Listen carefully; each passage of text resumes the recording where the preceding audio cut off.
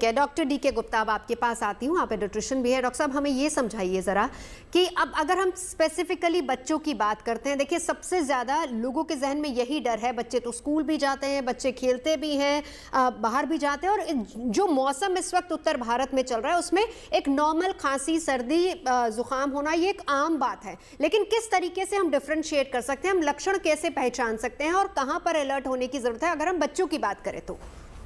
देखिए नवजोत, पहले तो मैं एक बात बताना चाहूंगा कि बिल्कुल पैनिक और घबराने की बात बिल्कुल नहीं है इसमें। और दूसरी बात, कुछ डाटा बताना चाहूंगा जिसके बेस पे हम आगे एनालाइज करेंगे। पहला डाटा है कि वायरस नया नहीं है, ये 2001 में पहले आइसोलेट किया गया था। इसके अलावा हर साल इससे 10 से 15% इन्फेक्शन जो होते हैं रेस्पिरेटरी, वो उसकी वजह से होते हैं। मतलब अगर टोटल 100% रेस्पिरेटरी इन्फेक्शन हो रहे हैं, उसमें 10 से 15% एचएमपी वायरस काउंट करता है। इसके अलावा लास्ट ईयर का डाटा 2023 का, जो यूएस का और बहुत सारे और यूरोपियन कंट्रीज में 10% जितने इन्फेक्शन हुए थे उसमें एचएमपी वायरस आइसोलेट किया गया था। और डाटा ये कहता है कि 5 साल से कम मैक्सिमम बच्चों को हो जाता है, उनको पार्शियल इम्यूनिटी डेवलप भी हो जाती है। अगली बार होता है तो बहुत सीरियस नहीं होता है। तो कहीं ना कहीं घबराने की या डरने की बात नहीं है। लेकिन डेफिनेटली जैसे चाइना से बिकॉज ये आउटब्रेक हुआ है, तो चाइना में आजकल बहुत सारे आउटब्रेक्स हो रहे हैं, तो हमें थोड़ा इस समय चिंतित होने की जरूरत है, थोड़ा धैर्य रखने की जरूरत है और थोड़ा सा इस पर विचार करने की जरूरत है कि क्या इसमें कोई म्यूटेशन तो नहीं हो सकता है। तो अगर वहां पे कोई म्यूटेशन होता है, जब भी कोई वायरस ग्रो करता है और बहुत फास्ट ग्रो करता है, रेप्लिकेट करता है, तो दो तरह के म्यूटेशन होते हैं। एक होता है ड्रिफ्ट म्यूटेशन होता है, एक शिफ्ट होता है। ड्रिफ्ट कोई छोटा म्यूटेशन होता है जिसकी वजह से वायरस में बहुत ज्यादा चेंजेस नहीं होते हैं, बहुत ज्यादा हानिकारक या नहीं हो सकता है। बट अगर किसी वायरस में शिफ्ट हो जाए, वो जब होता है जब वायरस बहुत तेजी से फैलता है, बहुत सारे देशों में फैल जाता है, इसका रेप्लिकेशन प्रक्रिया बहुत तेज हो जाती है, तो कभी ना कभी कोई सा एक वायरस जो होता है उसके अंदर डीएनए या जो आरएनए उसका है वो चेंज हो जाता है। उसकी वजह से कभी कभी हो सकता है ये वायरस वायरुलेंट ज्यादा हो जाए, ज्यादा तीव्रता से फैलने लग जाए, ज्यादा सीरियस बीमारी करने लग जाए। बिकॉज अभी तक जो 90% जो केसेस होते हैं एचएमपीवी की वजह से, उसमें सिर्फ ये अपर रेस्पिरेटरी ट्रैक्ट इन्फेक्शन करता है। मतलब आपको कोल्ड होगा, कफ होगा, स्नीजिंग होगी, रनिंग नोज होगी, सोर थ्रोट होगा, और आपके उसके अलावा 3 दिन में सारे सिम्टम्स आ जाते हैं इन्फेक्शन के बाद, अगले 3 दिन में ठीक भी हो जाते हैं। मतलब 1 हफ्ते के अंदर वायरस का इन्फेक्शन होगा और आप ठीक हो जाएंगे, जो इसकी इंक्यूबेशन पीरियड और डिजीज पीरियड बताते हैं। डॉक्टर साहब बस एक सेकंड इसी से जुड़ता एक सवाल और ऐड ऑन कर दीजिए, क्योंकि हमने कोविड में देखा था कि आपकी सूंघने की क्षमता जो थी या फिर टेस्ट जो था वो नहीं आ रहा था। क्या ऐसा कुछ इसमें भी है? बिल्कुल, कोई भी वायरस इन्फेक्शन जो अपर रेस्पिरेटरी ट्रैक्ट को इन्फेक्ट करता है उसमें नेजल कंजेशन होगा, नेजल में जो स्मेल की क्षमता है वो कम हो सकती है, कान के अंदर इन्फेक्शन हो सकता है, सोर थ्रोट हो सकता है, स्नीजिंग हो सकती है, रनिंग हो सकती है, नेजल स्टफनेस हो सकती है, ये सारे सिम्टम्स आ सकते हैं। बट ऐसे बच्चे जिनको कोई सिकल सेल एनीमिया, थैलीसीमिया है, एचआईवी है, स्टेरॉइड्स में अस्थमा के पेशेंट है, ब्रोंकाइटिस के पेशेंट है, या कोई इम्यूनिटी डिफिशिएंसी है, उन बच्चों में ये सीरियस इन्फेक्शन कर सकता है। मतलब ब्रोंकाइटिस कर सकता है, निमोनिया कर सकता है, या इन्फ्लुएंजा लाइक सीरियस इलनेस कर सकता है। और कभी कभी बड़ों में भी ये सीओपीडी और अस्थमा के एक्यूरेटिक कर सकता है, स्पेशली जो 65 साल से बड़े लोग हैं, या जिनको डायबिटीज है, हाइपरटेंशन है, अस्थमा है, सीओपीडी है, हार्ट फेलियर के पेशेंट हैं, किडनी डिजीज है, या लिवर ट्रांसप्लांट, किडनी ट्रांसप्लांट के पेशेंट हैं, डायलिसिस पे है, एचआईवी के, स्टेरॉइड्स में। तो अगर ऐसे कोई पेशेंट्स हैं जो कोमॉर्बिडिटीज वाले हैं, जिनकी उम्र 65 से ज्यादा है, या छोटे बच्चे जिनकी उम्र 5 साल से या 10 साल से कम है और साथ में कोई सीरियस प्रॉब्लम है, सिकनेस है, तो उन लोगों में दिक्कत कर सकता है। बट हमें ध्यान रखना है कि हर बात, जैसे बात चल रही थी कि हमें prevention is better than cure, prevention पे फोकस करना है। प्रिवेंशन क्या होगी, बिल्कुल प्रिवेंशन क्या होगी वो भी बात करेंगे। डॉक्टर साहब मैं लौटती हूँ आपके पास। डॉक्टर मनोज, अब आपके पास आते हुए थोड़ा सा डीके गुप्ता जी ने डराया भी है, सावधान भी किया है, लेकिन मैं डराने वाले पार्ट पे इसलिए शुरुआत करना चाहूंगी क्योंकि ज्यादा केसेस भारत में नहीं आए हैं। पहली बात अगर देखा जाए तो 2 बच्चों में आया है, कर्नाटक में भी 1-2 बच्चों में 4 केसेस हैं। क्या हम ये माने कि इन केसेस को लेकर, हालांकि हेल्थ मिनिस्ट्री ने अपनी तरफ से एडवाइजरी जारी की है, आप सभी देश के जाने माने डॉक्टर्स बार बार ये कह रहे हैं सिर्फ अलर्ट रहिए, घबराने की जरूरत नहीं है। क्या हम ये माने कि इन 4 केसेस से एक तरह का डर, हमें डर के साए में रहना चाहिए या फिर हमें खुद को सुरक्षित रख लेना चाहिए? देखिए नवजोत जी, मैं बिल्कुल सहमत हूं कि ये कोई नया वायरस नहीं है, एक इनवैलिड आरएनए वायरस है। 2001 में फर्स्ट बार डिटेक्ट हुआ और ये और 10 साल 15 साल पहले से था सर्कुलेशन में। जहां तक बात रही इसकी नेचर है कि एक आरएनए वायरस है तो स्प्रेड करेगा, म्यूटेट भी करेगा, इससे जो इन्फेक्शन होगी उसकी जो इम्यूनिटी होगी बहुत लंबी नहीं होगी। ये सारी बातें सही है, कोई एंटीवायरल नहीं है, कोई वैक्सीन नहीं है। तो डरना चाहिए या नहीं डरना चाहिए? मुझे लगता है डरना चाहिए, थोड़ा डरना चाहिए, क्योंकि देखिए ये भी एक जूनोटिक वायरस है। इसके बारे में कहा जाता है कि ये बर्ड से ह्यूमन में आया है। तो zoonotic virus, nature of character, RNA virus, तो इसमें है कि स्प्रेड हो सकता है, कभी भी ये एपिडेमिक बन सकता है। लेकिन जहां तक अभी है कि 3-4 केसेस इंडिया में आए हैं, निश्चित तौर पे इंडियंस में 10 से 15, जैसा डॉक्टर गुप्ता भी बता रहे थे कि 10-15% रेस्पिरेटरी केसेस इसी वायरस की वजह से होते हैं। केवल 5 से 10% केसेस जो हैं वो सीरियस हो जाते हैं, उनको लोअर रेस्पिरेटरी ट्रैक्ट या निमोनिया या ब्रोंकियोलाइटिस होता है। 2 ग्रुप को हम लोग जान रहे हैं कि एक बच्चे हैं जो 5 साल से छोटे हैं और 65 ईयर्स से ज्यादा। एक तीसरा ग्रुप है जो प्रेग्नेंट लेडी हैं, उनके लिए भी ये बहुत खतरनाक है क्योंकि उनको भी सीवियर रेस्पिरेटरी इन्फेक्शन होता है। तो कुल मिला जुला के मेरी जो प्रतिक्रिया है, जिस तरह का वायरस का नेचर है, नया वायरस है, देखिए हो तो रहा था लेकिन इतना ज्यादा आइसोलेट नहीं हुआ।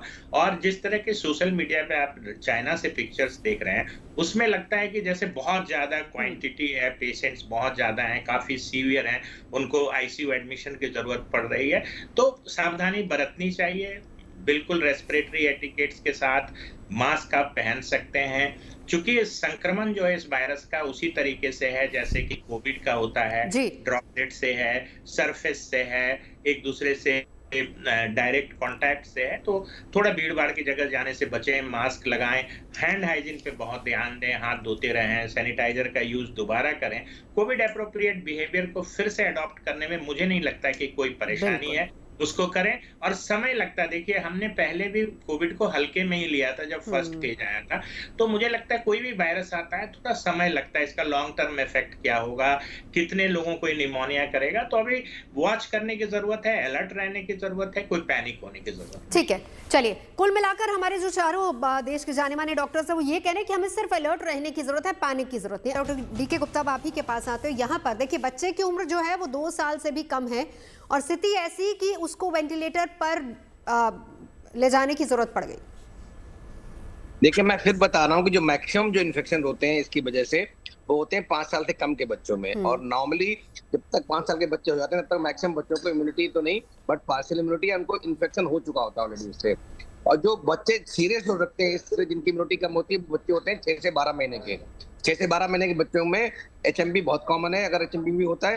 दूसरा जो वायरस, इससे जो सिमिलर वायरस है जो इसकी तरह मिमिक करता है, वो हमारे यहाँ होता है आरएसवी वायरस, रेस्पिरेटरी सिंसिटिव वायरस, जो नॉर्मली जो बच्चों में बीमारी करता है वो 3 से 6 महीने के बीच में करता है। तो मैक्सिमम जो एज ग्रुप है वो 5 साल के अंदर का है, जिसको हमें ध्यान रखने की जरूरत है। और खास करके ऐसे बच्चे जो 1 साल से कम बच्चे हैं।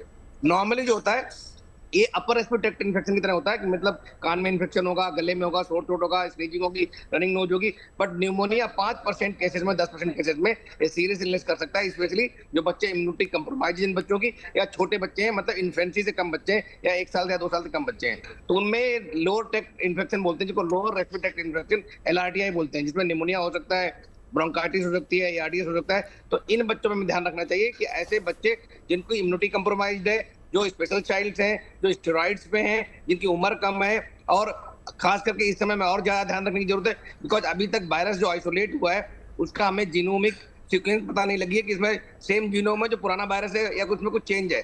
अगर जीनोम में कोई चेंज है, जीनोम में कोई शिफ्ट है या कोई ड्रिफ्ट है, कोई म्यूटेशन है और वो म्यूटेशन इस वायरस को वायलेंट बना रही, तो हमें और ज्यादा सावधानी बरतने की जरूरत पड़ेगी। लेकिन कहा तो ये जा रहा है कि म्यूटेट नहीं कर रहा है। क्या चीज? ये भी कह रहे हैं कि ये म्यूटेट नहीं कर रहा है वायरस। नहीं, अरे नहीं, क्या नाम, मैं नवजोत एक बात बताना चाहूंगा, सारे वायरस बहरूपिया वायरस होते हैं, इनका कोई व्यवहार आप कोई भी प्रेडिक्ट नहीं कर सकते हो। तो हर वायरस म्यूटेट करता है, ऐसा कोई नहीं सकता जो म्यूटेट ना करे। कोई कम करता है, कोई ज्यादा करता है, और जितना ज्यादा रेप्लिकेशन होता है, जितना ज्यादा तेजी से फैलेगा, उतना ज्यादा रेप्लिकेशन के बाद म्यूटेशन की संभावना बढ़ जाती है। तो म्यूटेशन पॉजिटिव भी हो सकता है, म्यूटेशन नेगेटिव भी हो सकता है। पॉजिटिव इन सेंस कि ये कम वायलेंट हो जाए, कम तीव्रता से फैले, सीरियस बीमारी ना करे, कॉम्प्लिकेशन ना करे, तो इस तरह का म्यूटेशन हो सकता है। एक म्यूटेशन ऐसा होता है कभी कभी जो सीरियसनेस बढ़ा सकता है या कॉम्प्लिकेशन बढ़ा सकता है, इसके स्प्रेड को बढ़ा सकता है, कॉम्प्लिकेशन या डेथ रेट या निमोनिया बढ़ा सकता है। तो ये दोनों तरह के हो सकते हैं, बट अभी कहना बड़ा जल्दबाजी होगी, बिकॉज अभी ये देशों में फैला है, अभी हम आइसोलेट कर रहे हैं इसको, आउटब्रेक को देख रहे हैं, बस मॉनिटर करने की जरूरत है और हमें प्रिवेंशन पे फोकस करने की जरूरत है। मैं फिर बता रहा हूँ, हर वायरस से बचने के लिए, बिकॉज यही वायरस नहीं, इस तरह के इस समय बहुत सारे वायरस फैले हुए हैं। इन्फ्लुएंजा लाइक इलनेस का इस समय टाइम है, जो अर्ली विंटर्स होती हैं या अर्ली स्प्रिंग्स होती हैं, उसमें इन्फ्लुएंजा लाइक इलनेस, चाहे वो RSV वायरस हो, चाहे कोरोना वायरस हो, चाहे राइनो वायरस हो, चाहे एचएमपीवी वायरस हो, चाहे कोविड हो, ये इस तरह के वायरस फैलते हैं, इन्फ्लुएंजा, और ये सारे वायरसेस इसी सीजन में फैलते हैं। तो अगर इनसे बचना है हमें, तो जिन वायरसेस की वैक्सीन अवेलेबल है, जैसे इन्फ्लुएंजा की वैक्सीन हमारे पास अवेलेबल है, उसको हमें लगवाना चाहिए। निमोनिया की बहुत सारी बैक्टीरियल निमोनिया की वैक्सीन अवेलेबल है, बिकॉज सेकेंडरी निमोनिया बैक्टीरियल हो सकता है। तो डॉक्टर उन साहब, बच्चों को अपने ऐसे वैक्सीन बच्चे लगवाना या फिर चाहिए। ऐसे लोग जिनको ऑलरेडी इस तरह की वैक्सीन लग चुकी है, क्या हम ये कहें कि चांसेस उनमें कम हो सकते हैं, उनको भी उतना ही अलर्ट रहने की जरूरत है? नहीं, उनको उतना अलर्ट रहने की जरूरत है, उनको भी इन्फेक्शन हो सकता है, इन्फेक्शन को कोई प्रिवेंट नहीं कर सकता, ठीक बिकॉज है। इसके अगेंस्ट अभी वैक्सीन नहीं है। इवन वैक्सीन बनी होती तो भी प्रिवेंट नहीं कर सकते। ठीक है। होता क्या है, जो कॉम्प्लिकेशन है, अगर दूसरी अगर वैक्सीन लगी है आपको, तो दूसरी बीमारियां होने की संभावना कम हो जाएगी। जब भी आपकी इम्यूनिटी कम होती है बच्चे की या बड़े की, तो उस समय दूसरी बीमारियां हम घेर लेती हैं। जैसे मान लीजिए एचएमपीवी का इन्फेक्शन हुआ और साथ में उसकी इम्यूनिटी कम होगी, तो हो सकता है उसको बैक्टीरियल निमोनिया भी हो जाए। तो अगर बैक्टीरियल निमोनिया की वैक्सीन लगी हुई है तो वो निमोनिया नहीं होगा, या इन्फ्लुएंजा की वैक्सीन लगी हुई है तो इन्फ्लुएंजा नहीं होगा। और जब इसकी वैक्सीन बन जाएगी एचएमपीवी की, तो ये वैक्सीन जो है वो डिजीज को प्रिवेंट करेगी, ना कि इन्फेक्शन को। तो इन्फेक्शन को बचाने का तरीका यही है प्रिवेंशन, जो हम सब कोविड सावधानी बहुत बिहेवियर की जरूरी बात है, कर रहे थे कि हमें हाथ अच्छे से धोने हैं, नाक मुंह आंख को नहीं छूना है, खांसते छींकते समय कोहनी का उपयोग करना है, या रुमाल में खांसते छींक रहना है, भीड़ भाड़ वाला को से बचना है, सैनिटाइजर सोशल अपने डिस्टेंसिंग पास करनी रखना है, है, ऐसी तमाम फिजिकल चीजों का डिस्टेंसिंग करनी ख्याल है। रखना है। बिल्कुल। चलिए डॉक्टर गुप्ता, अपनी बात को आगे बढ़ाइए। मैं नवजोत आपको ये बताना चाहूंगा कि ये बीमारी जो है नॉर्मली बता रहे हैं 3 से 5 दिन तक रहती है।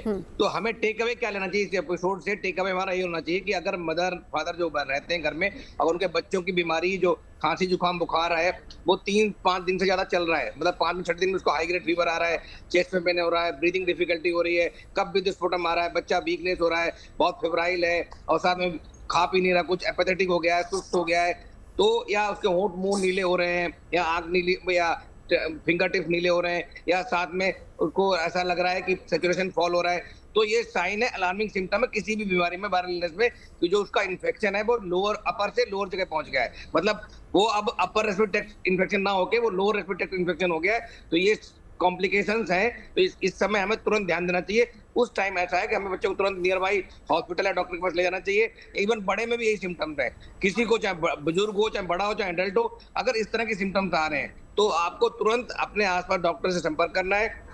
और इसका ट्रीटमेंट सिम्टोमेटिक और सपोर्टिव है, कोई वैक्सीन नहीं है, तो घबराने वाली कोई बात नहीं, बिकॉज कोई एंटीवायरल ड्रग है भी नहीं। तो हमें जो भी सिम्टोमेटिक और सपोर्टिव ट्रीटमेंट देना पड़ेगा, उसी से ठीक हो जाएंगे 99% लोग। फिर भी मैं बार बार कहूंगा, बिकॉज किसी भी वायरस का पता नहीं होता कब क्या म्यूटेशन हो, कब क्या नए सिम्टम्स आए, क्या इनका इन्फेक्शन रेट बढ़ जाए कभी, या कॉम्प्लिकेशंस बढ़ जाए, तो हमें प्रिवेंशन पे जरूर फोकस करना है। जो वैक्सीन नहीं लगी हुई है, दूसरी वैक्सीन उनको लगवाना है, और साथ में कोविड एप्रोप्रिएट बिहेवियर जो हम बहुत बार करते हैं, न्यू नॉर्मल जो हम बात करते थे कोविड में, कि न्यू नॉर्मल लाइफ की हमें आदत डाल देनी चाहिए। खाली ये एचएमपीवी से नहीं बचाएगा, कोविड से बचाएगा, इन्फ्लुएंजा से बचाएगा, आरएसपी से बचाएगा, राइनो वायरस से बचाएगा, या आपको दूसरे टीबी है, या जितने भी रेस्पिरेटरी निमोनिया के प्रॉब्लम्स है, इन सब से आपको बचाएगा। और साथ में एक प्रिडिक्टिव, प्रिवेंटिव, डायग्नोस्टिक और ट्रीटमेंट, 4 इसके जो पैरामीटर जिनसे हम इसे कंट्रोल कर सकते हैं। प्रोडिक्शन मतलब हमें बहुत अलर्ट रहना चाहिए, प्रोडिक्शन आसपास देशों पर नजर रखनी चाहिए, कहाँ पे क्या हो रहा है, क्या क्या किस तरह के केस सीक्वेंस आ रही है, क्या केस स्टडी जा रही है, उस डाटा को स्टडी करना चाहिए, उसके बेस पे अपनी नई पॉलिसी या प्रोसीजर्स बनाने चाहिए। दूसरा क्या है, प्रिवेंशन, जो मैं बता चुका हूँ। तीसरा, अर्ली डायग्नोसिस, अगर किसी को कॉम्प्लिकेशंस हो रहे हैं तो early diagnosis and fast treatment, aggressive treatment करना चाहिए, सो दैट कॉम्प्लिकेशन रेट और डेथ को हम बिल्कुल मिनिमाइज कर सके। तो ये हमारी सूझबूझ से हम इस चीज को कंट्रोल कर सकते हैं। जी, आप तमाम खास मेहमान हमारे साथ आए चर्चा के लिए, बहुत बहुत शुक्रिया। तो एचएमपीवी वायरस से आपको डरने की जरूरत नहीं है, घबराना बिल्कुल भी नहीं है, सिर्फ और सिर्फ सावधानी बरतनी है। भले इसकी कोई मेडिसिन हो ना हो, वैक्सीन हो ना हो, लेकिन सबसे बड़ी वैक्सीन यही है कि आप अलर्ट हो जाइए, बस सावधानी बरतें।